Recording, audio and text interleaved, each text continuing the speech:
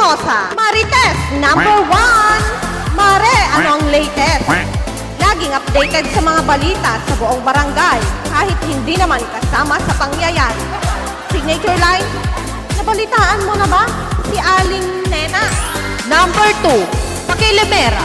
Hindi lang nag-chismis, may komentary pa. Feeling involved sa lahat ng issue. Number 3, Silent Chismosa. Himik sa umpukan pero nangongolekta ng impormasyon.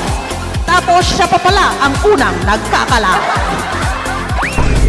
Number 4, Online Chismosa. Hindi mo na kailangan puntahan. Nakapost na lahat sa Facebook. Master sa screenshot plus send.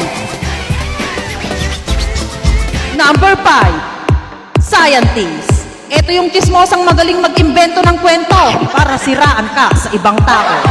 Feeling concerned, nagpapanggap na may malasakit pero gusto lang talaga makikape.